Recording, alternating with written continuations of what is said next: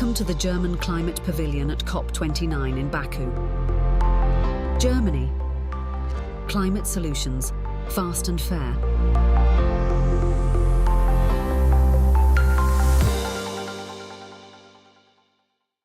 Hello everyone, welcome to Climate Quest. What's that? Good question, let me explain. Climate Quest is an interactive storytelling. Similar to our Earth, doesn't it? Yes, that's true. But we to forget our known world and completely commit to Earth too. Each of you will now be assigned a specific role, from whose point of view you will be discussing the different issues of your world. Maybe some of you have already found a role description on their chair. The discussion will take place in the context of the meeting of parties, the mob. We know it's not always easy to fully emphasize your role, especially as there are always feelings and struggles that people from outside might not be able to rightfully guess on. We ask you to keep that in mind, and thus we don't want to claim that our roles are perfect. Perfect or complete, sorry. But we would like to please you to try your best and feel into your role and interact from their point of view. Thereby, we can all individually learn something from that process and hopefully better understand their positions, backgrounds and struggles. Thank you for explaining. I think we are now ready to head to Earth 2. So fasten your seatbelts, lean back and enjoy the view as we take off to our fascinating journey to Earth 2.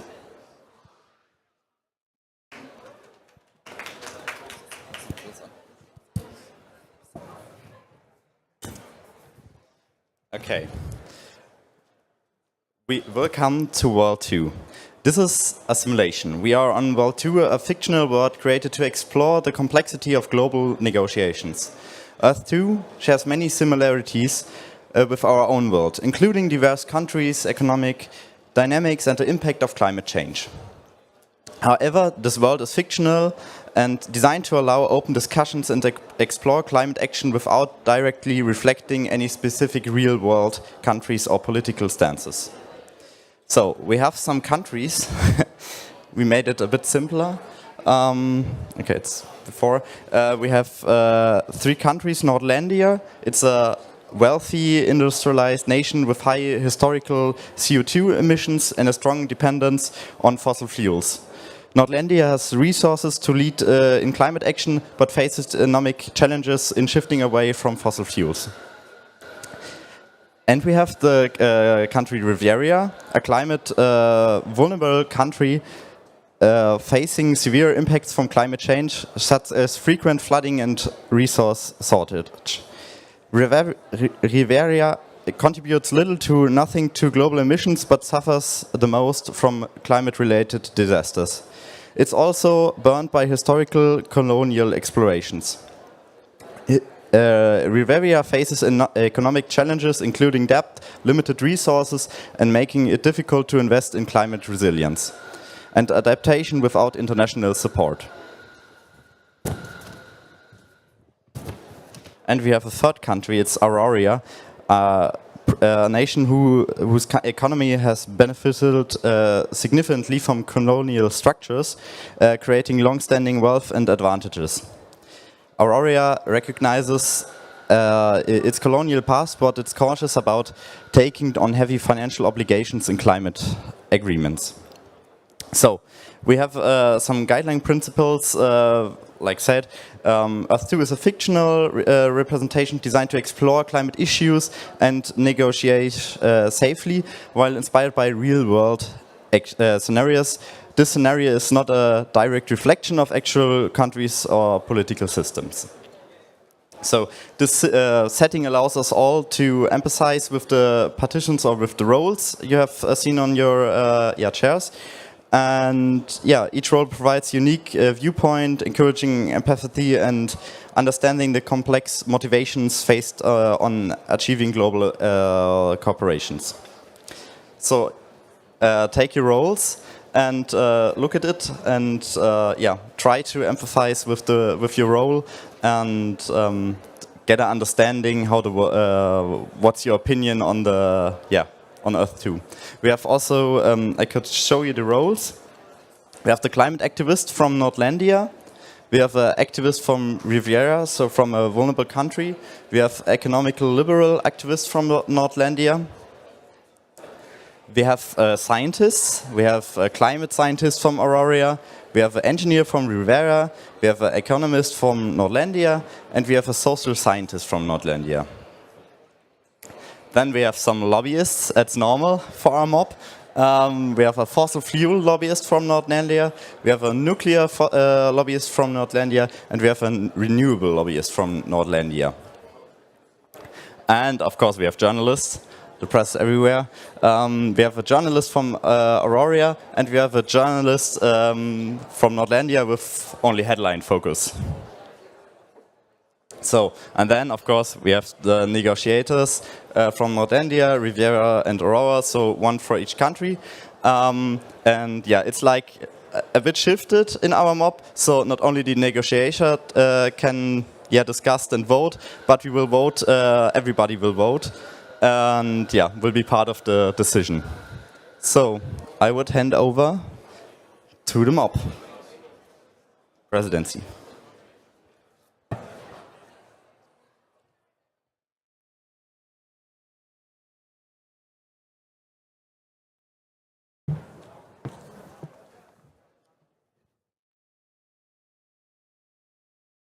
Welcome to our negotiations. Hi, I'm Josefa. Hi, I'm Annika. We are the presidency of the meeting of the parties, or shortly MOP, and we will guide you through the discussions. We will also keep a close look at the time as we follow a tight conference schedule at our meeting of the parties. You, as the mob, the meeting of the parties, can choose between two options for each of the discussion topics. If there is no conclusion reached and parties, that means you, cannot agree on a decision when the time for this plenary is over, the meeting and discussion will automatically be postponed. What your agreement or the postponement means for our imaginary planet, you will find out after each discussion round. To introduce the agenda first, item 1 will be the negotiations on mitigation and technologies. Under agenda item 2, we will continue with the negotiations on certificate trading. Right. Let's start with our agenda item 1. We have limited financial resources, so we have to decide which technologies should receive the strongest support. Should the mob negotiators decide to prioritize investments in the development and deployment of carbon capture and storage technologies? Or should they instead prioritize investments in renewable energies such as solar and wind power? You can see the question and the different options also at the screen here. And you have now 20 minutes to make a decision. We have a microphone here around, and we pass it around. And for the protocol, we need always the name of your country and which role you play. So, who wants to start with the statement? Is there anyone who wants to say something about this? Yeah, I'm a climate activist from Riviera. My country is extremely vulnerable to climate change. And yeah, I want to prioritize investments in renewable energy sources because we were flooded like everywhere in our country, and we have severe damages from climate change. And we need renewables, and now big companies are coming and like want to build fossil fuels or industry with fossil fuels, but we know that they're contributing to climate change, and our own position is that we need a quick change because we are feeling the structures right now, we're feeling the damages right now, and we need a a full switch to renewable energy resources right now. Thank you for your opening statement. Any other voices here?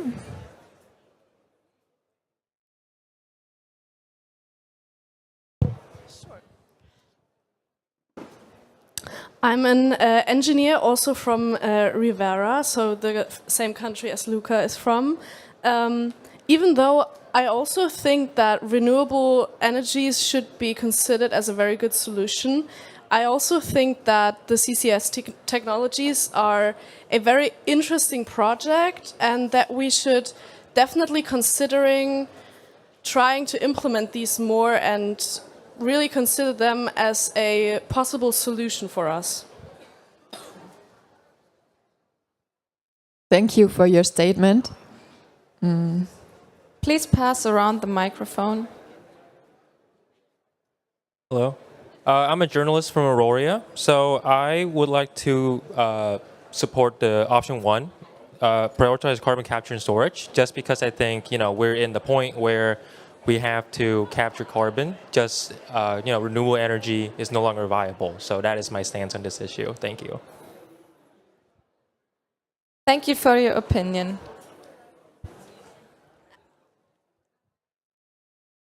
Hello, I am a journalist from Norlandia, and I would like to second that we need to focus more on innovations and support for new projects.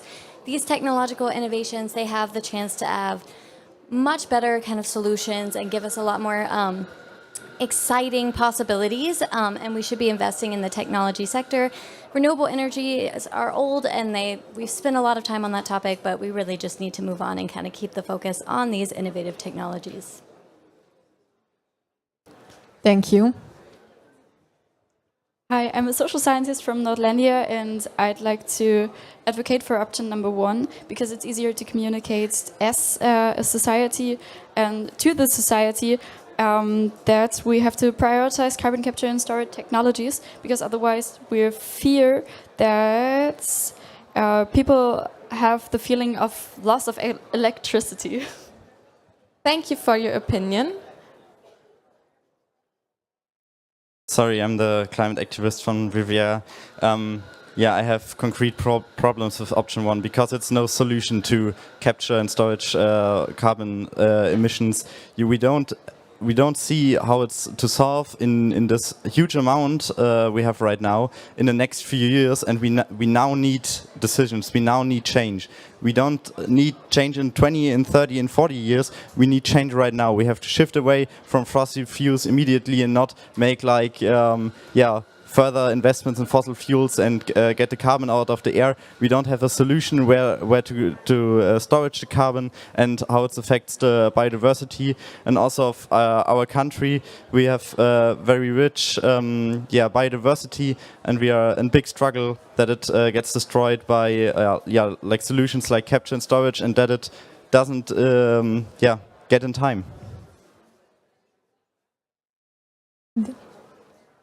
Thank you for your opinion. But the problem is that climate problems are not only environmental issues, but furthermore social issues. And we fear that by prioritizing renewable energy sources, we're going to have to make people change their lifestyle. And social changes are hard and maybe not as easy to fulfill as just staying with prioritizing carbon capture and storage. Thank you for your opinion. I'd like to encourage you to think of a solution, maybe how you can come to an agreement. Engineer from Rivera. Just a suggestion, as I think we have here two very opposite sides, and also both technologies also need much more development and time to work on those innovations. So I would suggest that we just postpone the decision and decide at the next meeting and give us time to work more on these solutions and maybe find something that will work for more parties here. I am against a postponement. I think we need to make a decision, and we need to make one quickly. Our readers, our people, are looking for us to make these groundbreaking decisions, and we have the innovations for new projects, and that is what people are invested in. So we should go ahead and invest in those new technologies. Renewable energies, we have invested in that previously, and it has failed to really galvanize the support we need, so we need to fund new projects in technology. Yeah, I'm also complete against postponing. We are in severe damages right now, and we don't have the time to wait to next COP and then to next MOP. So it's like it's too late. We have to decide right now. We have to make a solutions. We have to get the companies to make investments in renewable energy systems, and not like staying with the old one because it's common.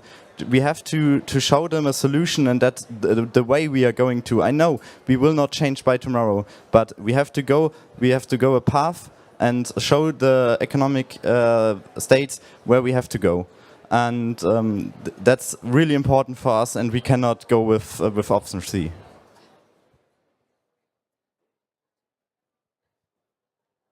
I'm journalist from Aurora. I do understand the sort of why you want to postpone, because it is like an untested technology. It's very scary, and we don't know all the side effects. And I do support the transparency for the public and also understanding all the side effects. But that also means that we have to invest money in these technologies now, and because there's no better time to do it, better than now, if not later. So I do think we should invest in these technologies, but at the same time also understand the side effects and make sure that it is transparent to the public. Thank you. Thank you. So we have some new negotiators here in our circle. You want to say anything? You have a statement? Like, look at you. Also, if you have questions about the procedure, feel free to ask at any time. All right, thank you. So anyway, I just got in the middle of this, so please understand if I take you in the wrong direction. But nonetheless, I agree on the fact that we may not postpone. Could you say your role again? Oh, sorry. And your country? I'm coming from WWF Zambia. I'm the chief external engagement there. The role on the paper. On paper, the role sorry, you're playing. Like I said, so it's okay. Oh, there you go. Let me just say I'm a finance person from this beautiful country. Yeah, so I'm looking at option 2. I hope that's what you're talking about. Yeah. Okay, perfect. Because I have seen that a number of third world countries have been impacted by said drought, which has meant that they may not have the right energy mix. And therefore, we need to see whether we could actually prioritize investments, both from the global south and global north, to ensure that all those that may not have the right mix can actually add renewable energies to their mix. We've seen that in the short term, they've gone back to look at options such as the use of coal, which of course I know in certain countries, such as where we are at, we are kind of moving away from it. But because they are facing this energy crunch or shortage, they are going back to look at what has worked elsewhere and maybe use fossil fuels. So I would think that with all its limitations, which I think you've well elaborated here, I think if we invest more, then it means that we can come up with better solutions that already we may not have looked at now. If we stop to invest, then definitely the innovation will go out, and we may lose the opportunity. Yeah, thank you. Thank you for your opinion. I'm a social scientist from Nordlandia, and I just wanted to say Nordlandia is a country that's rich of diversity, and we as a society, we want to maintain this diversity. And that's why we firmly just want to say that we want to stay with option 1 and prioritizing CO2 capture and storage. Because for maintaining our diversity, we want to have easy ways to live our lifestyle, and that's just the easiest way for us. And that's why we should do that, to maintain our diversity. No, I'm completely against it. I'm the activist from Riviera, and yeah, we have huge problems. You say that we have huge problems with CCS and carbon capture and storage because it's a new technology. Like renewables are not new. Renewables existed like a few years before, and there are good solutions for that. And also electricity and with solar parks, and we have good solutions for that, which don't affect, or we know the effects on our biodiversity. In fact, of carbon capture and storage solutions, we don't know anything. It's a new technology. There are so many questions, and why we want to go on a like path we don't see the end, or go on a way we know. Okay, we need the resources, but we know how to build it, and how to build up a new renewable energy system. I don't get why we should use option 1. I completely go on option 2, and solution is option 3. There was this one. Sorry for being late. I'm a negotiator for Aurora, and first of all, I wonder what the journalists have to say in our negotiations. But maybe the presidency can explain us that. I would really say we should prioritize option 2, investment in renewable energy sources. It will be very hard for all of us to finance those. It will be hard for us to come up with the money, but I'm really hopeful that other countries can support that prioritization. So let's go with renewables because it's a trusted energy source, and we don't know anything about this new carbon storage capture, whatever that is. I really would encourage us all to stay with the energies that we already know. Okay, there are 2 last statements for now. Okay, so journalists from Nordlandia. My colleagues are expressing a lot of fear for the future and fear of diversity.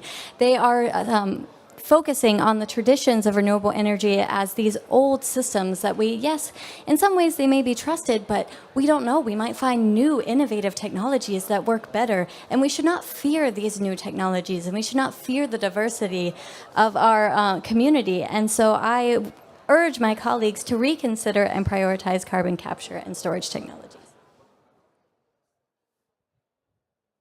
Yes, hello, I'm a senior economist from Nordlandia, and I would suggest a different approach. So number 1, I would suggest we start with existing technologies as low-hanging fruits. We need direct impacts to maintain momentum. And while we do that, we prepare future technologies, longer-term technologies. So that's why I am for both option 1 and option 2, but in different phases. So we start with option 2 and then we go over to option 1. That's my idea of how we get to the future we want. We want to invite you to refer a bit more of each other's statements. So there are 5 minutes left, and then we have to find a decision for this case.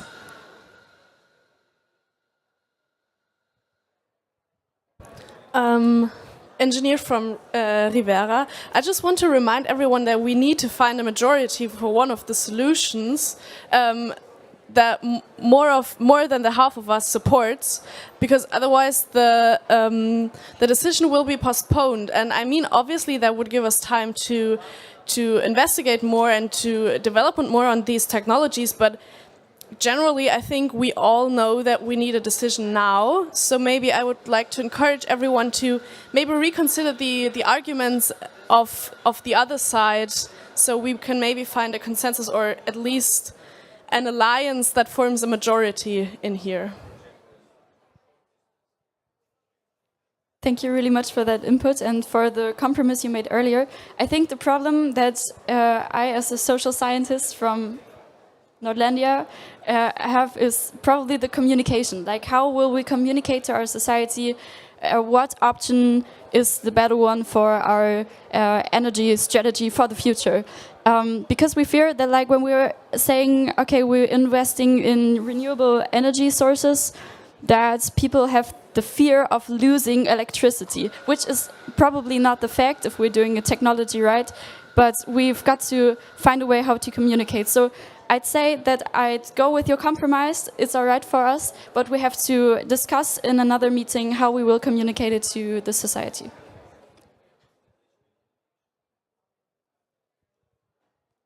Well, listening to what our colleagues have said, we believe that option 2 should stand, mainly because as Nordenia, we've got a strong financing mechanisms that will attract these investments. And for that, and we've got the ability to actually attract that investment. And we believe that this will not only help with the energies, but it also help the economy to enable us to become a stronger economy for Nordenia. So I would want us to look at investing in renewable energies as an option, and also ensure that once we are done with that, and I agree with my colleague, once we are done with option 2, then we can look at option 1, because it's a bit more long tenured, and I think we need to learn a bit more about the technologies there. So I would suggest that option 2 remains, and I can see that the room is moving towards option 2. Thank you. Okay, short reminder, you have to decide for one option, so there's no possibility to find a compromise or something like that. Well, then option 2 it is. Thank you.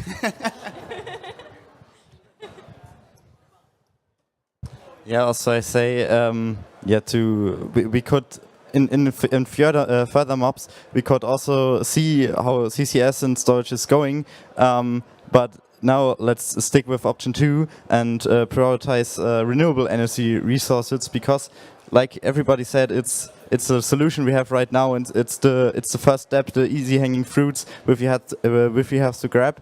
And yeah, I would hope you all will vote for option 2. So any last statements to be made? Yeah, perhaps option 2, definitely we can't postpone. There's no planet B, you all know that.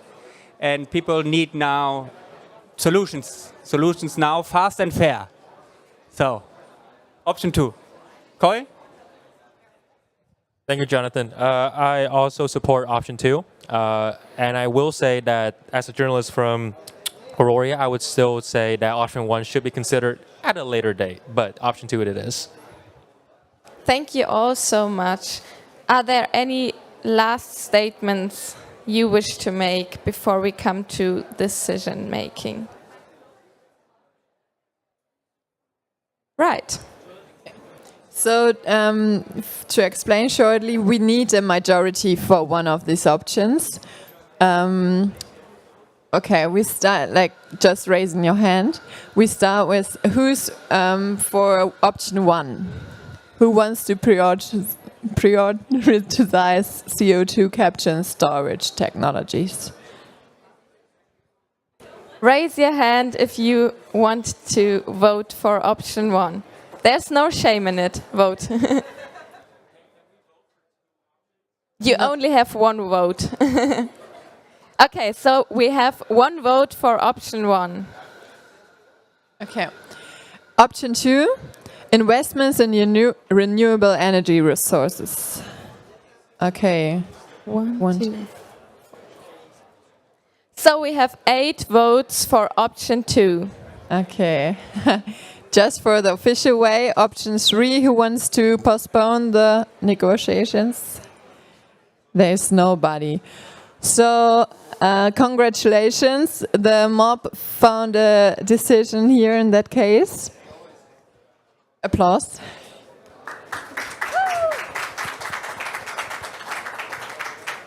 So thank you all for participating in the discussions. We will now hand over and do a quick time travel to 1 year later to see what impact your decision has on our imaginary planet. So we are now 1 year ahead of the negotiations that you just made, 1 year ahead of the decision of prioritizing investments in renewable energy resources. And how does your world look like, and what has changed in that 1 year? The coal industry initially saw job losses, but people were able to retain and now work in the growing renewable energy sector. Occasionally, the power grid faces shortages, leading to political unrest. Long-term solutions are still needed for energy storage and disasters still occur. People have learned how to cope. However, environmental issues still arise, such as the impact of lithium use in solar panels, and lithium reserves are dwindling. Further innovations will be necessarily needed in the future, as most of you already saw during the negotiations. Yes, pass. So you have seen how the world changed from your decision, and we will reflect on that later. But now keep in mind how your decision also impacted the further development of the climate crisis, and keep that in mind for our second discussion. And then we will reflect on these processes later.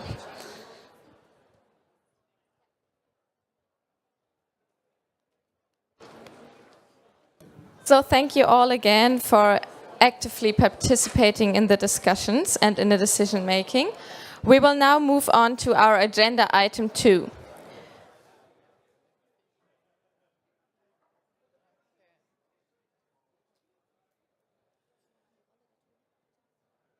Okay.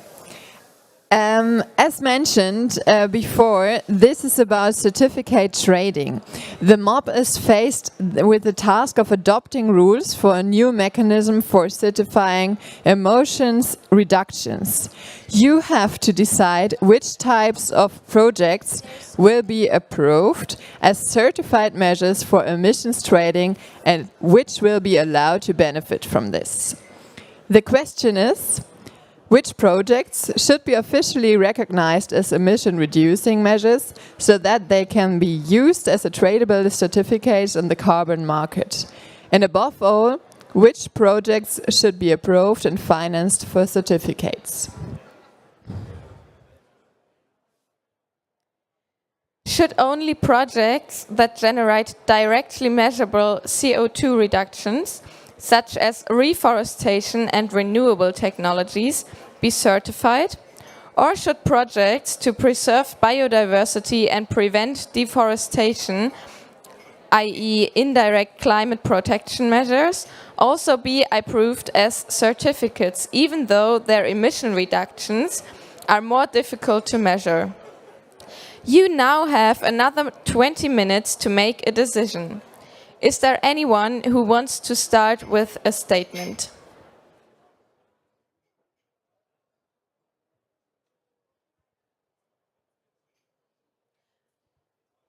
I'm the climate activist from Riviera. I stick with option 2 because we have huge biodiversity in our country. We are extremely damaged by climate change, but we have enormous biodiversity, and we have extreme problems with our economy. That forests are being deforested for to keep sheep and everything around, and we would stick with it that we can also invest in biodiversity and in ecosystems as option 2 says, and we don't want option 2 we could live with, but we need immediate cuts to they are essential for to avoid further climate disasters in our region, and because we are not quite sure at the moment. Thank you for your statement. Who wants to answer?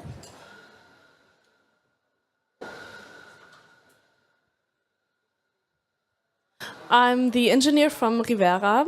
I would suggest that I think option 2 is a good solution to start with, because it provides clear and quantifiable results, and we can easily measure the effect, and it's easy to secure funding for a big project, because they have an immediate effect that we will see very soon. And I think by that we can justify more that we want to invest in these projects. And with these indirect positive effects on the climate, it is much more difficult to justify these fundings.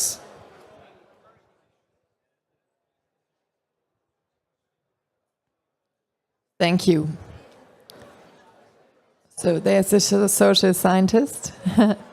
Yes, a social scientist from Nordlandia. Fairness, freedom, and future, that's what we stand for as a community in Nordlandia. We want our future to be preserved, and we see that only possible with option 2. Because we fear that by not having indirect climate protection things being considered for emission trading, that we would exclude also social projects. And we fear that that would be bad for our society. And we want to maintain our fairness, future, and freedom aspects. But then for me, the question is, how will you communicate supporting these technologies or these projects to the population? Of course, social projects are very important and also play a positive impact, but how will you draw the link between the project and the positive impact on the climate crisis? And I think it would be much easier acceptable to just support projects and measures with a direct impact on the crisis. Journalist from Nordlandia. I'm also concerned about the broad approach to climate action. On the one hand, I think that it could represent some real commitment and bring a lot of different approaches together, but it could also just be a PR campaign where people can pretend or act as though that they are supporting these broad approaches, but they're really just trying to enhance their PR. So I'm also concerned about the communication. I also think it's hard to track certain projects approved, and so we want to make sure that we have some transparency mechanisms in place. Thank you so much. And this is exactly what I would like to refer to. I'm an economist, and transparency. So option 2 leaves room for transparent or non-transparent approaches. And we need clear numbers and therefore measurable numbers. I opt for option 1 clearly, as option 2 has a higher risk of intransparency. Yeah? So that's my clear opinion here. As a journalist, I also agree with the economist in the sense that I do approve of sort of projects that are ecosystem-based, right? That allows us for more broader solutions. But at the same time, we also know that a lot of these projects are very, very difficult to verify, whether the carbon credits are actually true or not. So I still advocate for option 1, right? Only direct and measurable solutions should be implemented, because we don't have a lot of money and we also don't have a lot of time. Thank you. Thank you all for your statements. So there are still a few parties that have not said anything. So feel free to raise your voice.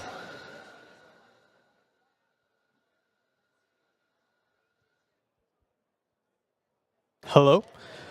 Hi. So does everyone hear me? Okay, that's good. I'm a fossil fuel lobbyist from Nordlandia. I really hope that doesn't take away from my statement. To begin with, I would like to say that while option 1 has some merits, I believe that things like the protection of ecosystems, biodiversity, and measures against deforestation, this is very, very important as well. And just because some of these are difficult to measure, I don't think that takes away from the merit of these measures. So that's why I support option 2 when it comes to this item. And I think that we can all work together to really have some verifiable indicators. But option 2 is clearly better than option 1 because it allows for more projects to be considered. And this is why I support this option. Thank you for your statement.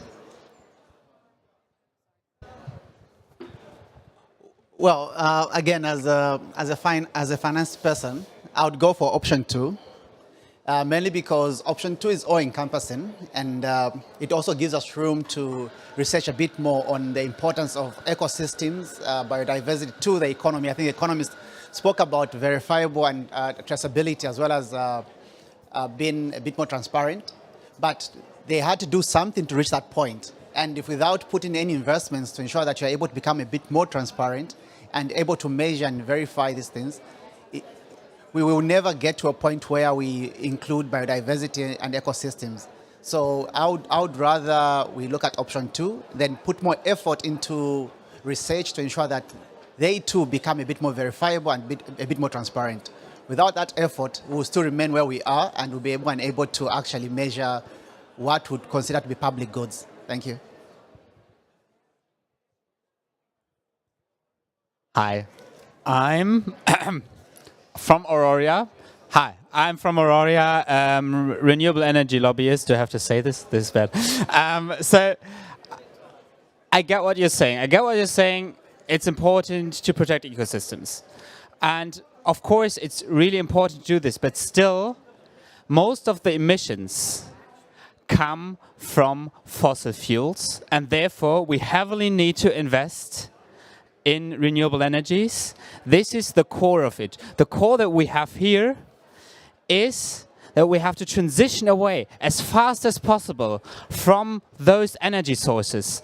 And if we also see the biodiversity loss because of the climate change, we see the planetary crisis, the multiple planetary crises with biodiversity, with nature, with desertification, then we need to see that the fastest way, the best way that we can transition away is to invest as fast as possible in those renewable energies. Because otherwise, if we have option 2, we get distracted. We get distracted from all the right pledges, all the right investments, and then we're always discussing for the next 20 years maybe about some diverging risks and everything. No, we have to go directly into it. We have to be bold, we have to be strong, because otherwise we won't fight this crisis together.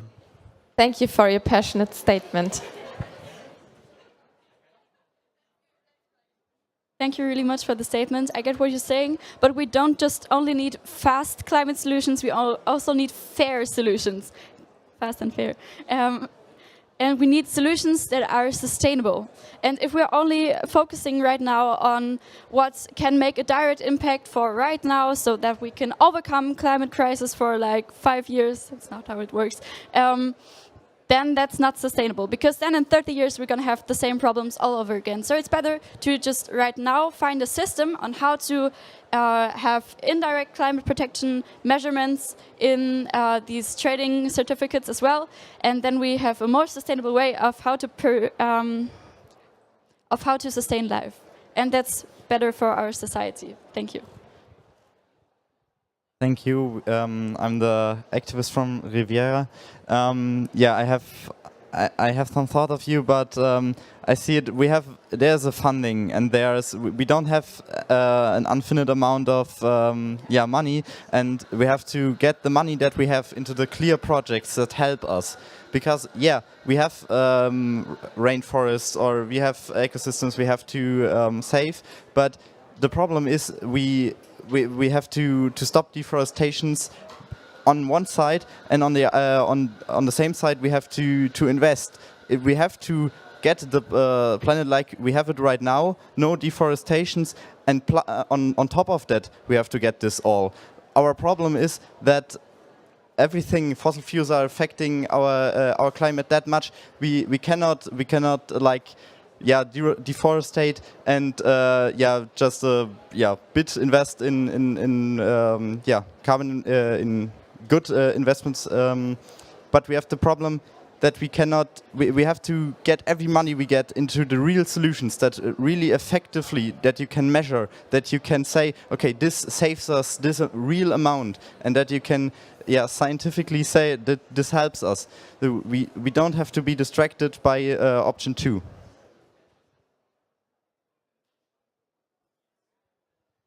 I tend not to agree with the previous speaker, because as much as you are looking at direct and measurable emission reductions, you can also see it under in the last line of option 2, which looks at recognized certified projects that provide to reducing emissions in long term. So I think option 1 looks at short-term solutions, but what we're dealing with is a long-term problem, which requires a long-term solution. So if we go with a short-term solution, we'll come back here next year to discuss the option 2s. So I'd rather we deal with option 2 now, once and for all, so that we can have a long-term solution. Thank you. Thank you very much. That's the option that we should take.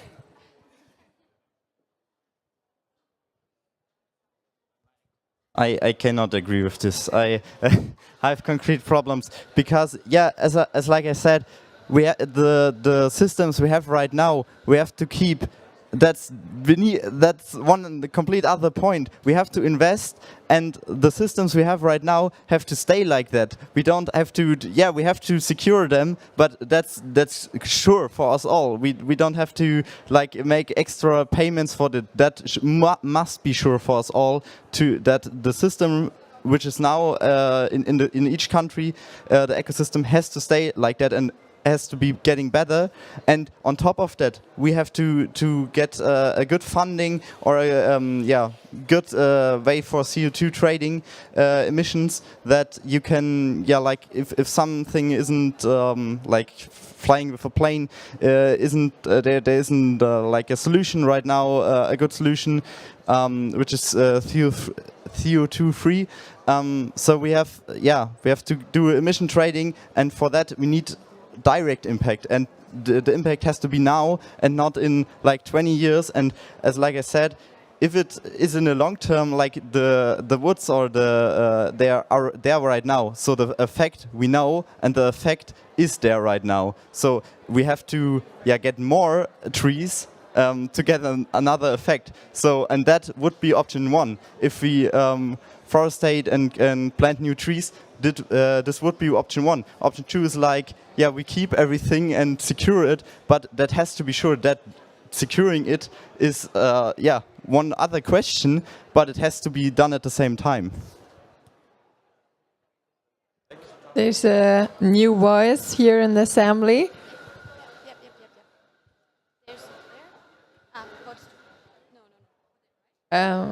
No, please give it to the new party first. Thank you. I joined a little bit late, but it's an interesting discussion. I think we should build up on the existing best practices, and the only real... Sorry, could you please state your country and who you are? It's on the sheet. Yeah. Oh, okay. Oh, so it's fine. I should pick a fictitious... No, you don't. You can also... Okay. Yes. So we should build up on the systems that we already have. And right now we just have the emission trading system in Europe. And even that is under attack. So I think option 1 is the realistic one and the one we should build up on. It also says on the text, reforestation should be included. We really have to see if that is a good option, because these forests can burn down in the future and then the CO2 is again in the atmosphere. So I think it's all about the durability. Biodiversity is of course also important, but it's comparing apples and oranges. There should definitely be another trading system for certificates, but that one that has to do with biodiversity, and a lot of organizations are working on that. It's, well, a lot more complex than just measuring CO2. But there definitely needs to be another system, but it cannot be mixed. Thank you. So there was someone who wants to say. Okay, so speaking of the options, we've really discussed a lot of different people, relevant stakeholders. We've talked about the ecosystems, nature, forests, but I really want to remind you all to think about people as well, because whatever option you choose, unfortunately my brief doesn't tell me if any of these countries are democracies, but assuming these are democratic nations, it's really, really important that the option does not upset the people that elected you, because if your option ultimately upsets the people that elect you, then you are going to be ignored in the next election. And then they'll elect a climate skeptic, a climate denier. So none of these will hold any value in the long term. So whatever option you choose, and at the moment, based on my brief, I think option 2 is the one that considers the people who are currently employed and whose livelihoods will be affected by these options. So I think option 2 leaves the most room for incorporating all people. So that's why, once again, I really ask that we move towards option 2. Thank you for a statement. Please pass the microphone. I would like to remind you that we have to reach a decision for one of those options in 3 minutes. Okay, so we'll make it harder because I do not agree with option 2. Simply one key thought. We need to subtract complexity to add value. So option 2 is far too complex. We need to reduce the complexity to really add value to the whole process. So I keep on opting as an economist for option number 1, although I very much understand all the arguments you have just placed. So, yeah.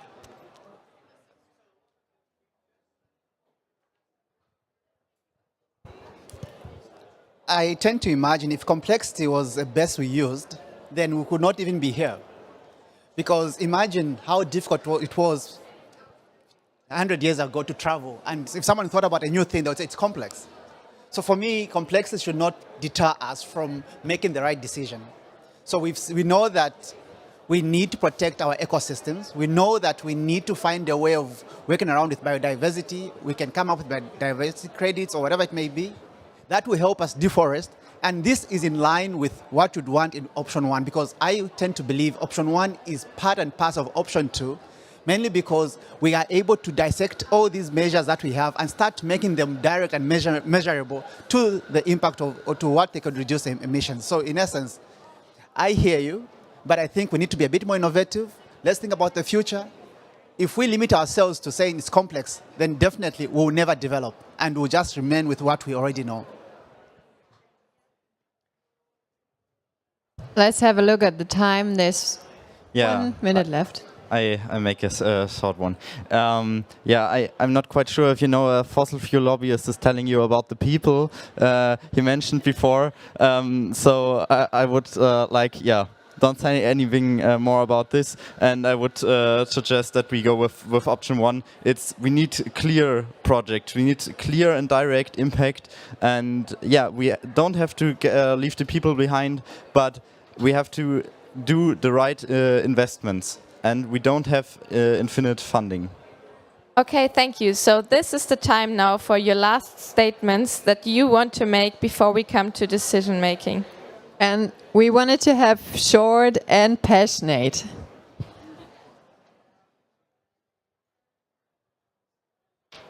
I just want to say that a lot of you said that option 2 is the right option, the best option to go forward. I will remind you that we do in fact know that option 1, renewable energies and forestation, do generate carbon credits. We do not know whether option 2 will generate carbon credits or protect the environment or even give people the right to employment. So based on my opinion, my knowledge, right, I say that option 1 is the most guaranteed one based on the limited funding and time we have. Option 2, we don't know. We may not. And that's way too much of a risk given the situation that we are in. And I will just add, you won't make things better just because you make them more complex. And this is something from economic theory. The simple model will explain you as good the reality as the most complex one. So let's stay with option 1. As an economist, you always believe that the higher the risk, you can finish it for me. The higher the risk, the higher the returns, right? There you go. So option 2 remains. Any last statements? Yes. Fairness, freedom, and future, that's what we stand for. And when we want to sustain our future, we also want to think about the people that live in this future. And we want to live in a future where we don't have, where we minimize social disparities. So we have to take option 2 because we have to think long term and not short term. Thank you. Okay.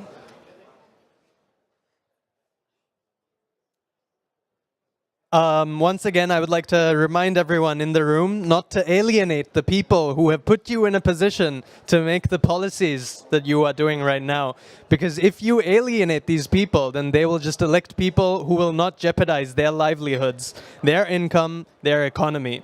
So please move forward with option 2 so that people are included in this process of securing a better future for all of us. Thank you. Thank you all. I think we will now come to the vote. So, option 1, approval exclusively for projects that achieve direct and measurable emission reductions. 1, 2, 3, 4, 5. So we have five parties voting for option 1. Option 2. There's 3 voices for that. And option 3, who wants to postpone? Nobody. Okay. So then we have a decision for option 1. Round of applause. We have decided. And we will now hand over so that you can see what impacts your decision have.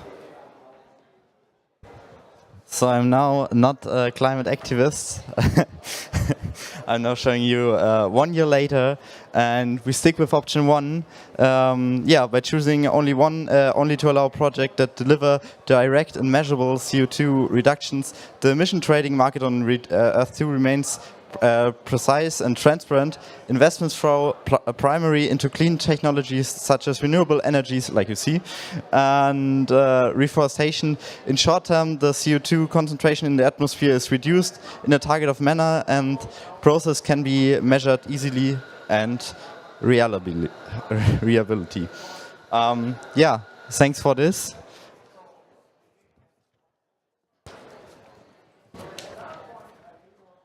And now we are going to reflect. Welcome back to our Earth. We're coming back to this COP. We're coming back to these negotiations here around. But we want to first ask you, how do you feel right now? You negotiated in a different role, maybe that you're representing here. You brought some arguments that maybe you're not standing behind by yourself. How did it feel? Just feel free to Just feel free to. Yeah. Nobody?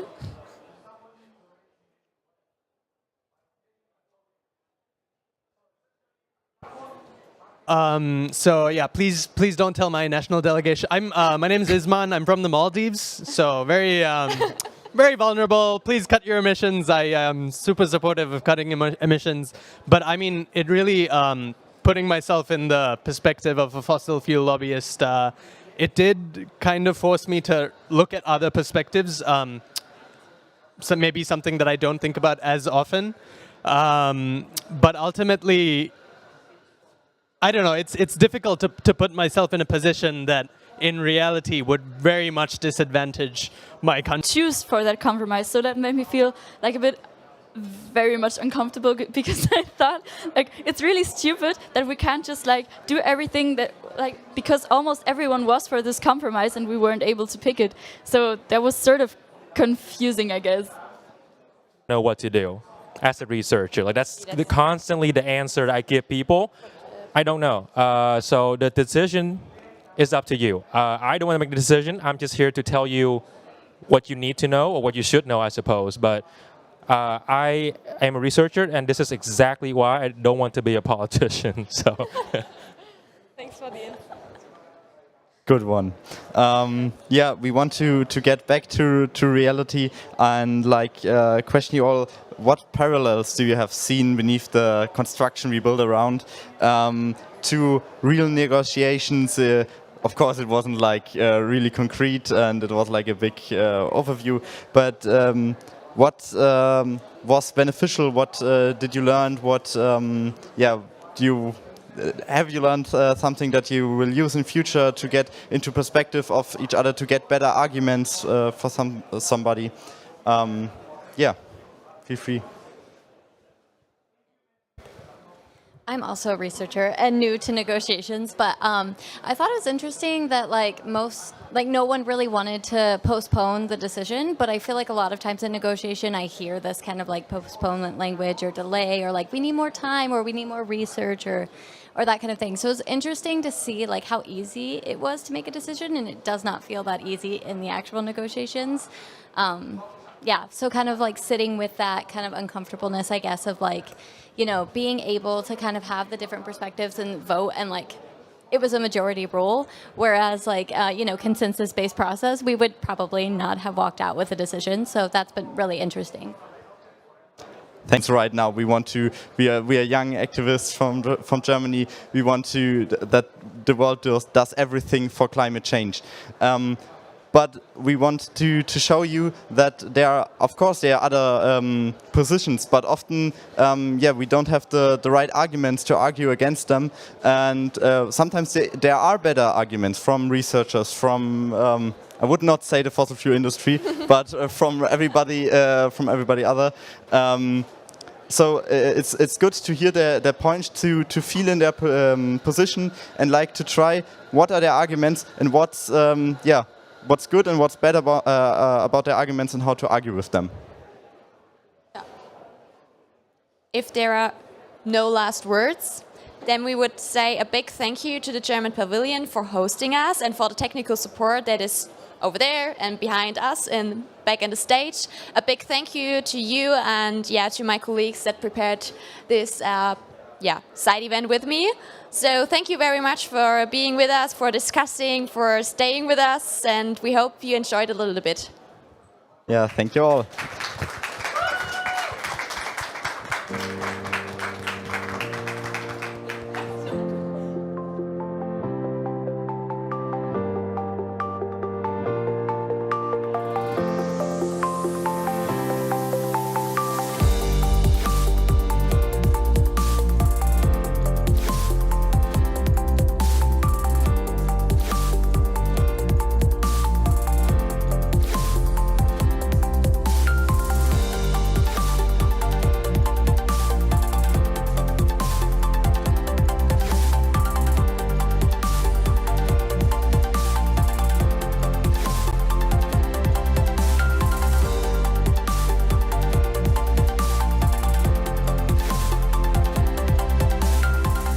Welcome to the German Climate Pavilion at COP29 in Baku. Germany. Climate solutions, fast and fair.